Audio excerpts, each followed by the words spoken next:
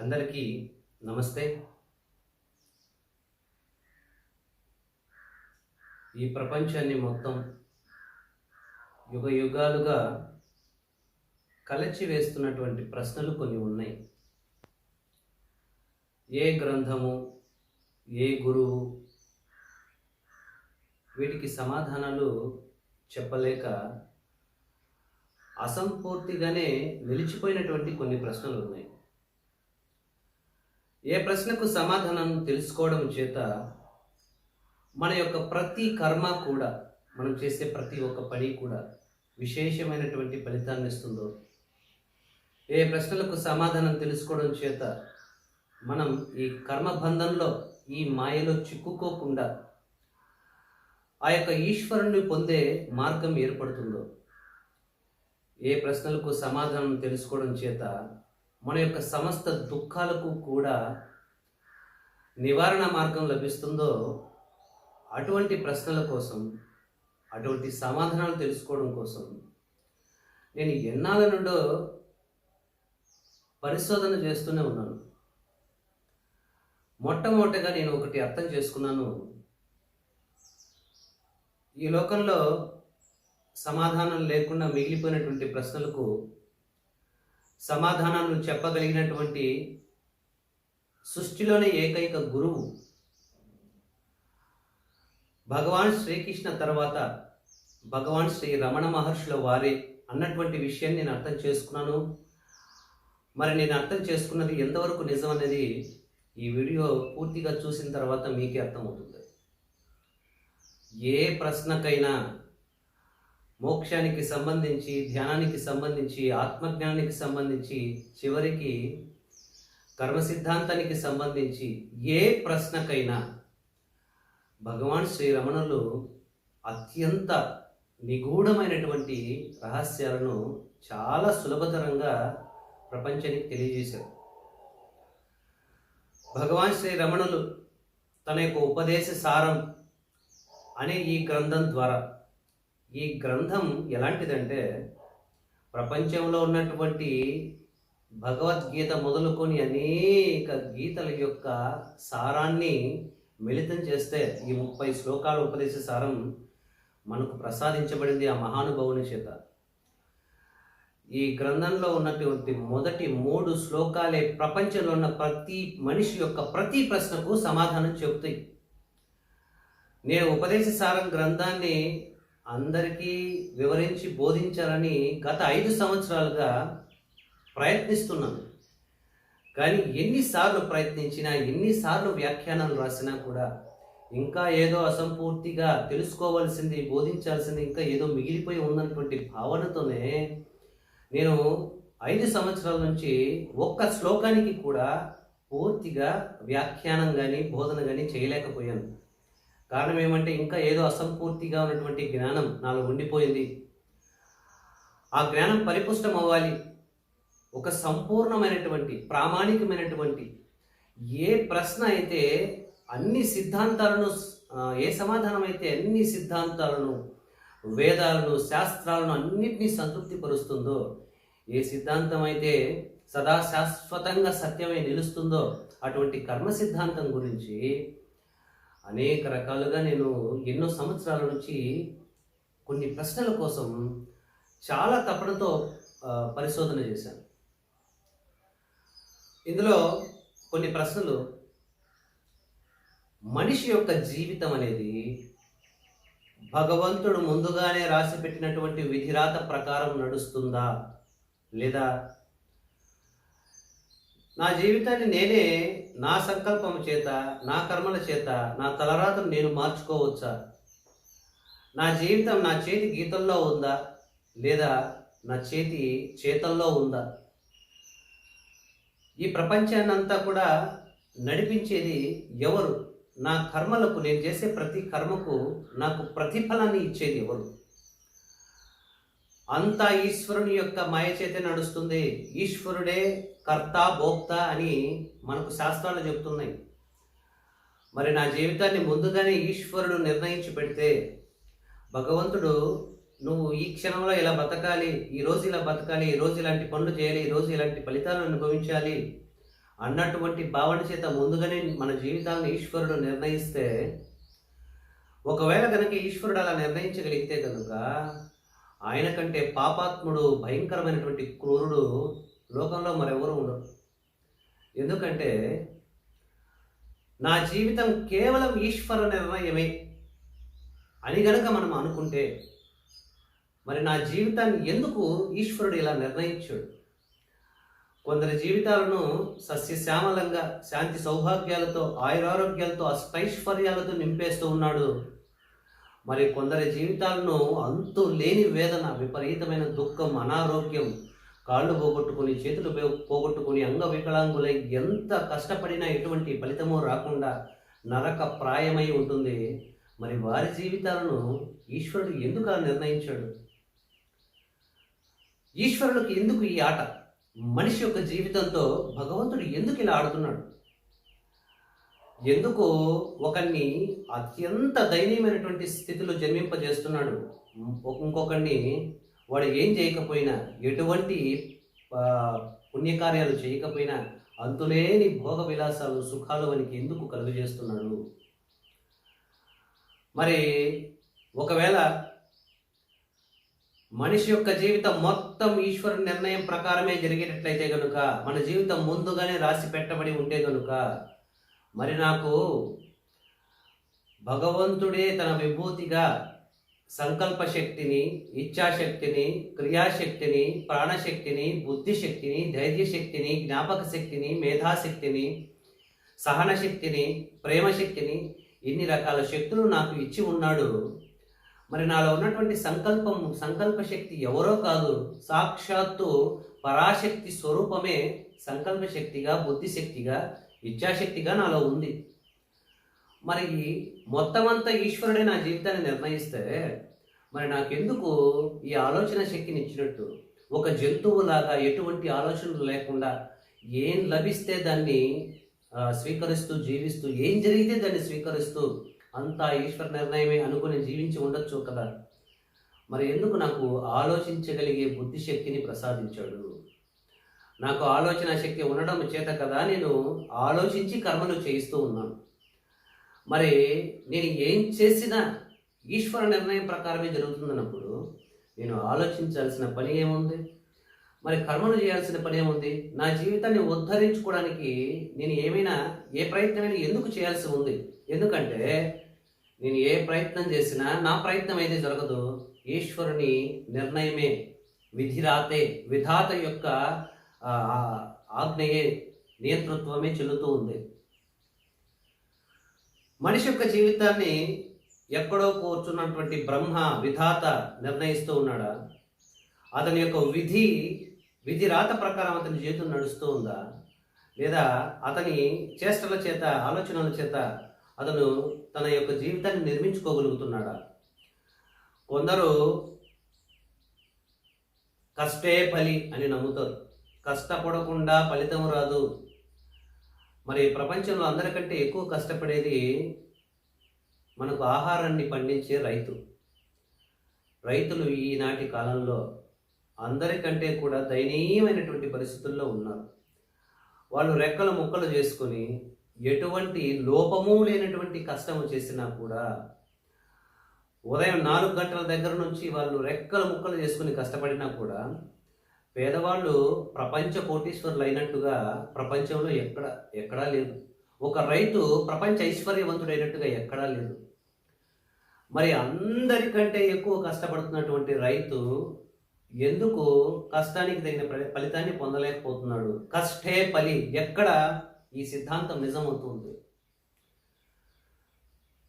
నిజానికి మనం ఏదైనా ఒక కర్మ చేస్తే ఆ కర్మకు ఫలితం అనేది ఎలా వస్తుంది?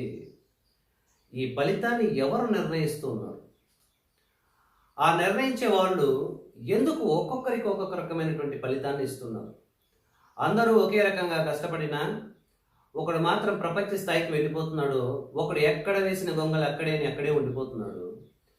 అందరూ ఒకే రకమైన మేధాశక్తి, అందరూ ఒకే తరగతిలో కూర్చుని పాఠాలు వింటున్నా కూడా ఎందుకు ఒకడు ఫస్ట్ క్లాస్ వస్తున్నాడు, ఒకడు ఫెయిల్ అయిపోతున్నాడు? ఎందుకు ఒకడు పేదరికమైనటువంటి కుటుంబంలో జన్మిస్తున్నాడు, ఎందుకు మరొకడు ఐశ్వర్యవంతునిగా జన్మిస్తున్నాడు?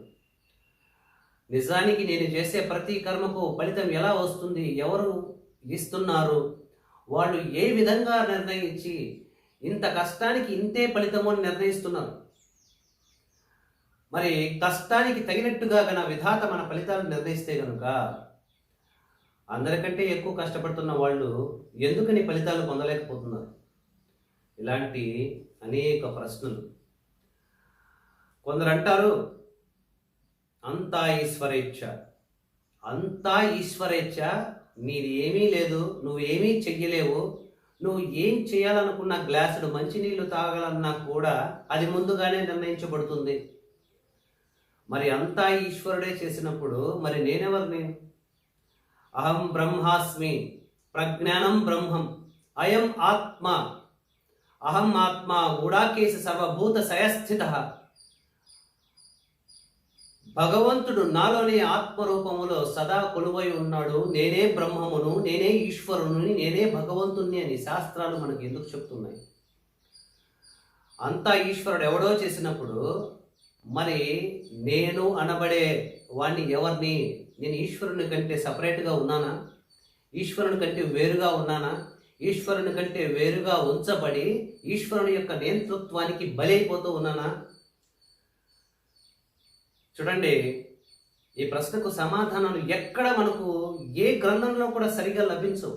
ఒకవేళ లభించినా కూడా వాటిని అర్థం చేసుకోగలిగినటువంటి జ్ఞానము మనకు ఉండదు.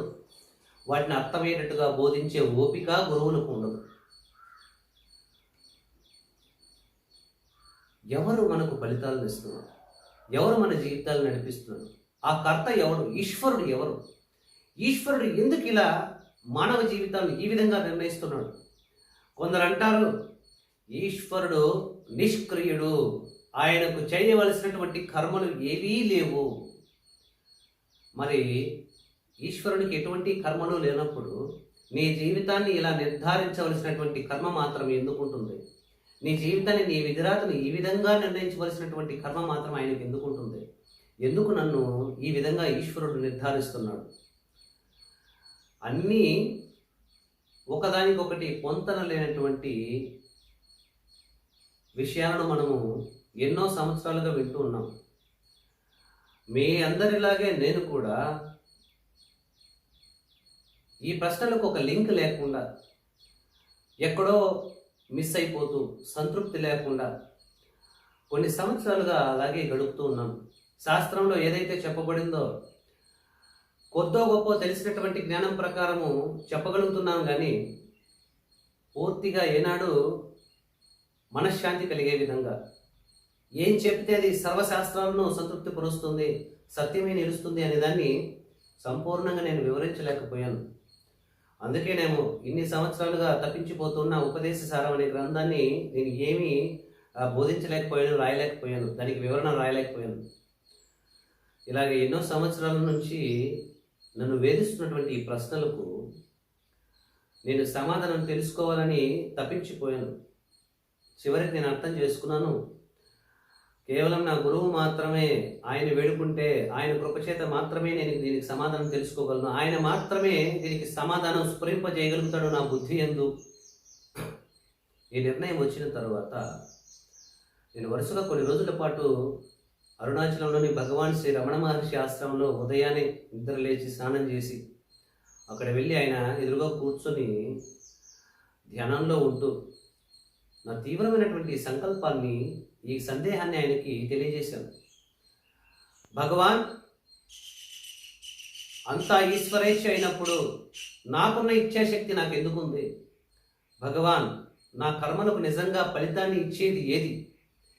భగవాన్, నా జీవితాన్ని నడిపించేది నా యొక్క చేతన లేదా నా విధిరాతన? ఈ ప్రశ్నలకు నాకు సంపూర్ణంగా, సంతృప్తికరంగా, ఎటువంటి సందేహం లేనటువంటి సమాధానం తెలియజేయండి అని ఆయన నేను వేడుకున్నప్పుడు ఆయన నన్ను అపారమైనటువంటి కరుణా సింధు అయినటువంటి నా భగవాన్ గురుదేవుడు నా పైన కృప చూపించాడు. నిజంగా నా పైన కృప చూపించడం ద్వారా ప్రపంచం పైనే కృప చూపించాడు. ఇన్నాళ్ళు ఈ అంతులేని రహస్య ప్రశ్నలకు సమాధానాలు సంపూర్ణంగా తెలుసుకోలేక అస్తవ్యస్త అవస్థలు పడుతూ సరైనటువంటి దిశానిర్దేశం లేక ఏం చేయాలో తెలియక కర్మణ్యేవాధికారస్తే మా ఫలేషు కదాచన మా కర్మఫల హేతుర్భూ మాతే సంగోస్త్వి కర్మణి. కర్మ చేయుట ఏందే నీకు అధికారం ఉంది, కర్మ ఫలితం ఆశించడానికి అధికారం లేదు. మరి ఎందుకు లేదు నాకు అధికారం? ఎందుకు నేను కర్మ మాత్రమే చేయాలి? ఎందుకు ఆ కర్మ వలన నాకు అధికారము ఎందుకు లేదు? దాని ఫలితాన్ని నేను ఎందుకు ఆశించకూడదు? ఫలితం ఆశిస్తే ఏమవుతుంది? ఇలాంటి ప్రశ్నలకన్నీ సంపూర్ణమైనటువంటి సమాధానాన్ని ఆయన నాకు స్ఫురింపజేశాడు. నేను ఈరోజు గ్రహించినటువంటి ఆ యొక్క సమాధానము చేత ఈ ప్రపంచం యొక్క గతి గమనాన్ని మార్చేయగలిగే కర్మ సిద్ధాంతం యొక్క రహస్యాన్ని ఈరోజు మీ అందరితో ఆయన యొక్క కృప చేత మీ అందరితో పంచుకోవాలనుకుంటున్నాను. సాధకులైనటువంటి మిత్రులందరికీ కూడా నా విన్నపం ఏమంటే, ఇన్నాళ్ళు నేను చేసినటువంటి అన్ని వీడియోల కంటే తలమానికమైనటువంటి ఈ యొక్క అద్భుతమైనటువంటి కర్మ సిద్ధాంత జ్ఞానాన్ని తెలియజేసే వీడియో ప్రతి యువతి యువకుని యొక్క జీవితాన్ని మార్చేస్తుంది. ప్రతి దుర్భర జీవితం గడిపే వారి యొక్క ఆలోచనలను మార్చేస్తుంది. పరమ దుర్మార్గుడైనటువంటి ఒక మనిషిని కూడా భగవత్ స్వరూపునిగా మార్చేస్తుంది. పరమ పీసినారిగా ఉన్నటువంటి వాడిని అపర కుబేరునిగా, అపర దానకరుని సైతం చేయగలుగుతుంది. ఎప్పుడు బద్ధకంతో అల్లాడిపోయే ఒక మనిషిని పరమ ఉత్సాహాన్ని నింపివేయగలుగుతుంది. లోకానికి కళ్యాణం చేయగలుగుతుంది. ఈ వీడియోను మీ బాధ్యతగా 10 మందికి మంచి చేయాలన్నటువంటి సంకల్పం చేత ఈ ప్రపంచవ్యాప్తంగా ఎవరైతే ఇటువంటి సాధనలో అన్వేషణలో ఉన్నారో వారందరికీ కూడా ఈ వీడియోని షేర్ చేసి ఈ యొక్క ప్రశ్నలకు సమాధానాలను తెలియజేస్తారని ఆశిస్తూ ఉన్నాను. మొదటగా కర్మ సిద్ధాంతం గురించి 72 శ్లోకాలతో భగవద్గీతలో శ్రీకృష్ణ పరమాత్మ మనకు చెప్పడం జరుగుతుంది. ఈ 72 శ్లోకాలే కాదండి, మనకు స్వాతంత్ర సమరయోధులైనటువంటి శ్రీ బాలగంగాధర్ తిలక్ ఆయన కర్మ సిద్ధాంతం గురించి ఒక 2 మహా గ్రంథాలను రాయడం జరిగింది. ప్రపంచంలో కర్మ సిద్ధాంతం గురించి అనేక రకాల మతాలు, అనేక రకాల శాస్త్రాలు అనేక రకాలుగా చెప్పడం జరిగింది. ఇంతింతలా గ్రంథాలు కూడా ఉన్నాయి.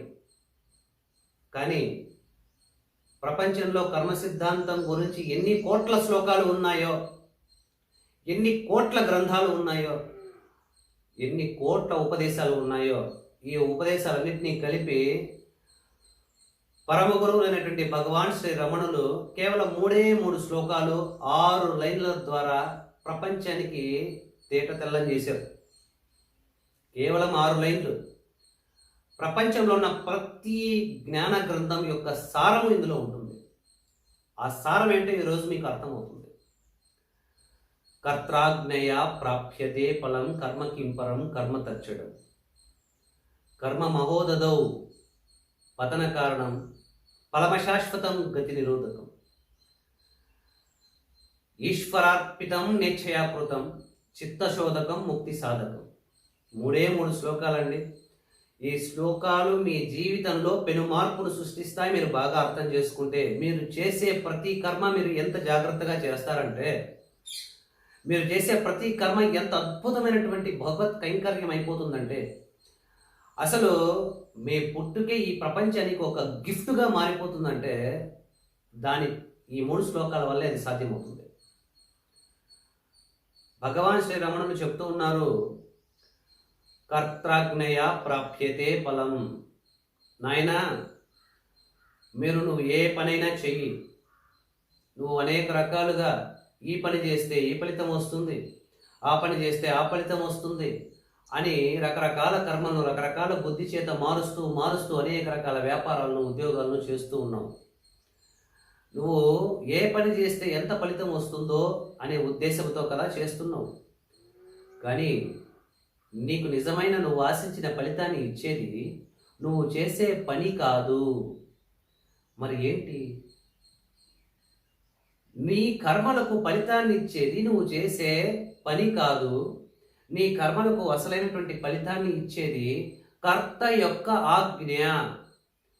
కర్త యొక్క ఆజ్ఞ చేత నీకు ఫలితం ప్రాప్తిస్తుంది, కానీ నువ్వు చేసే కర్మ నీకు ఫలితాన్ని ఇవ్వడం లేదు. ఎందుకంటే నువ్వు చేసే కర్మకు తెలివి లేదు, నువ్వు చేసే పనికి అంత చైతన్య శక్తి లేదు.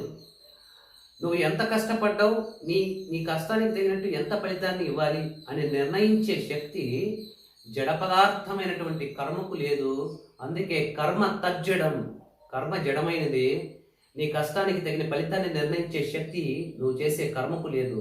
మరి ఎవరికి ఉంది అంటే కర్త యొక్క ఆజ్ఞకు ఉంది. మొదటి శ్లోకం యొక్క అర్థం ఇది. కర్త యొక్క ఆజ్ఞ చేత. బాగా అర్థం చేసుకోండి మిత్రులారా, మీ జీవితాల్లో వెలుగు నింపేసేటటువంటి విషయం ఇది, రహస్యం ఇది. ప్రపంచంలో ఇంతవరకు దాచిపెట్టబడినటువంటి పరమ రహస్యం ఇది.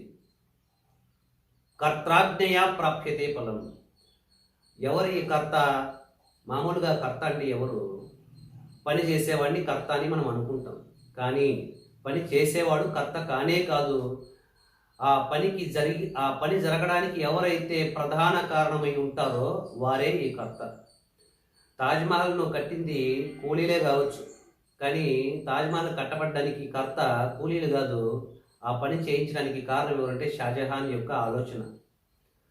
కాబట్టి పని చేసేవాడు కాదు కర్త, ఆ పని జరగడానికి ప్రధానమైన మూల కారణమే కర్త. మరి నేను పని చేయడానికి కారణం ఎవరు అంటే కర్తాజ్ఞయ. కర్త యొక్క ఆజ్ఞ చేత నా కర్మకు ఫలితం ప్రాప్తిస్తుంది. కర్త ఎవరంటే మరి ఎవరు అన్ని పనులు జరగడానికి కర్తగా ఉన్నారు అంటే ఈశ్వరుడు అని చెప్తూ ఉన్నారు. ఈశ్వరుడు, ఈశ్వరాజ్ఞయ. భగవాన్ శ్రీ రమణులు ఈశ్వరాజ్ఞయ ప్రాప్యతే ఫలం అనలేదు, కర్తాజ్ఞయ ప్రాప్యతే ఫలం అన్నారు. ఆయన ఈశ్వరుడే నీ సమస్త కర్మలకు కర్త అయితే కనుక ఈశ్వరాజ్ఞయ ప్రాప్యతే ఫలమని రాసుండేవాడు, కానీ ఆయన కర్తాజ్ఞయ ప్రాప్యతే ఫలమని రాశారు. మరి ఎవరు ఈ కర్త? నీ విధిరాత. నీ విధిరాతయే కర్త. నీ విధిరాతయే కర్త అని మనం తీసుకుంటే కనుక మరి నా విధిరాత ప్రకారమే నాకు ఫలితం వచ్చేటప్పుడు నేను కొత్తగా ఏ పని చేయాల్సిన పని లేదు. ఎందుకంటే నేనేం చేసినా ఆల్రెడీ నిర్ణయించినటువంటి నా విధిరాత ప్రకారమే నాకు ఫలితం వస్తుంది. కాబట్టి నేను కొత్తగా ఏం చేయాల్సిన పని లేదు, నేను అలాగే ఉంటాను. నేను ఏ పని చేయకపోయినా నా విధిరాత ప్రకారం నాకు రావాల్సింది వస్తుంది, నా దగ్గర పోవాల్సింది పోతుంది. ఇది నిజమా అని ఆలోచిస్తే ఇది కూడా పూర్తిగా నిజం కాదు. ఎందుకంటే విధిరాత ప్రకారమే మొత్తం నడిస్తే మరి నీకు ఆలోచించే శక్తి ఎందుకు ఇచ్చాడు? నువ్వు ఆలోచనతో ఏం చేస్తావు? కాబట్టి సంపూర్ణమైనటువంటి సమాధానం ఇది కాదు. నీ విధిరాత నీ జీవితాన్ని పూర్తిగా నిర్ణయించడం లేదు. మరి ఎవరు? ఈ విషయాన్ని మనం పూర్తిగా ఇప్పుడు అర్థం చేసుకున్నాం. భగవాన్ రమణులు చెప్తున్నారు, కర్తాజ్ఞయ ప్రాప్యతే ఫలం. కర్త యొక్క ఆజ్ఞ చేత ఫలితం ప్రాప్తిస్తుంది. ఇక్కడ కర్త కాదండి ఇస్తున్నది, కర్త చేసినటువంటి ఆజ్ఞ ఏదైతే ఉందో ఆజ్ఞ నీకు ఫలితాన్ని ఇస్తుంది. ఆ కర్త ఎవరు? ఆయన చేసినటువంటి ఆజ్ఞ ఏంటి? ఇక్కడ కర్త ఈశ్వర చైతన్యమే, సందేహమే లేదు. ఎందుకంటే లోకంలో ఏం చేయాలన్నా కూడా నీకు కాన్షియస్నెస్ ఉండాలి. అంటే లోకంలో జరిగే సమస్త కర్మలకు మూల కారణం ఏంటంటే, లోకంలో జరగాల్సిన ప్రతి కర్మకు ప్రధానమైనటువంటి కారణం ఏంటంటే నీ యొక్క స్పృహ, కాన్షియస్నెస్, చైతన్యమే. కాబట్టి చైతన్యం అంటే ఈశ్వరుడే, కాబట్టి సమస్త కర్మలకు మూల కారణం ఆయనే. కానీ ఆ కర్మలతో ఆయనకు సంబంధం ఏమీ లేదు. ఇది ఎలాంటిది అంటే, మీ ఇంట్లో ఫ్యాన్ జరుగుతుంది, నువ్వు ఫ్యాన్ స్విచ్ చేస్తే ఫ్యాన్ జరుగుతుంది. మరి ఫ్యాన్ తిరగడానికి కారణం ఎవరు అంటే కరెంట్. మరి కరెంటుకు ఫ్యాన్ తిరగడానికి సంబంధం ఏమైనా అంటే ఏమీ లేదు. సూర్యుడు ఉదయిస్తూ ఉన్నాడు, ఉదయించే ఈ సూర్యుని యొక్క వెలుతురులో ఒకడు కష్టపడి పని చేస్తాడు, ఒకడు ఇంకొకరిని కత్తితో పొడిచి చంపేస్తాడు. మరి వాడు చేసిన పాపానికి సూర్యుని వెలుతురే కారణం అంటే అది కాదు. నువ్వు సమస్త కర్మలు చేయడానికి సూర్యుని వెలుతురు ప్రధాన కారణంగా ఉంటే ఆ ప్రధాన చైతన్య శక్తిని ఉపయోగించుకుని నువ్వు నీ బుద్ధి చేత నిర్ణయించుకుని ఏ కర్మలైనా చేయొచ్చు. కాబట్టి అన్ని కర్మలు జరగడానికి ప్రధానమైనటువంటి మూల కారణం ఈశ్వరుడైనా కూడా కర్మలకు ఆయనకు సంబంధం లేదు. ఏ విధంగా అయితే నువ్వు ఒక కరెంటుకు ఒక సినిమాలో నువ్వు ఒక భక్తి సినిమా చూస్తావు, టీవీలో ఒక బూత్ సినిమా చూస్తావు. మరి బూత్ సినిమాను చూపించడానికి దానికి ప్రధానమైన కారణం కరెంటుదా అంటే అది కాదు. ఆ పాపం కరెంటుది కాదు. నువ్వు ఆ కరెంటులో ఏమైనా చేయొచ్చు, కరెంటుతో ఏ విధంగానో ఉపయోగించుకోవచ్చు. అదేవిధంగా ఈశ్వర చైతన్యాన్ని ఉపయోగించుకొని నీ బుద్ధి బలం చేత నువ్వు ఏదైనా చేయొచ్చు. కాబట్టి అన్ని కర్మలకు ప్రధానమైనటువంటి కర్త ఎవరంటే ఈశ్వరుడే. మరి ఈశ్వరుడు నీ కర్మకు ఫలితాన్ని నిర్ణయిస్తాడా అంటే అలా నిర్ణయించడు. ఈశ్వరుడు నువ్వు కర్మ చేయడానికి సహాయకారిగా చైతన్యంగా శక్తి రూపంలో నీలో ఉంటాడంతే. మరి నీకు ఫలితాన్ని ఇచ్చేది ఎవరంటే ఈశ్వరుడు ఒక ఆజ్ఞ ఇచ్చాడు. ఆజ్ఞ నీకు ఫలితాన్ని ఇస్తుంది. ఏంటి ఆజ్ఞ అంటే ఈశ్వరాజ్ఞ. ఈ ప్రకృతిలో కర్మలు జరగడానికి ఒక పద్ధతి ఉంటుంది. పద్ధతి ప్రకారమే కర్మలు జరగాలి. ఏ పద్ధతి ప్రకారం ఈ ప్రపంచం నడవాలో ఆ పద్ధతిని నిర్ణయించింది ఎవరంటే ఈశ్వరుడు. ఆ నిర్ణయించినటువంటి నీతిని ఈశ్వరాజ్ఞ అంటారు.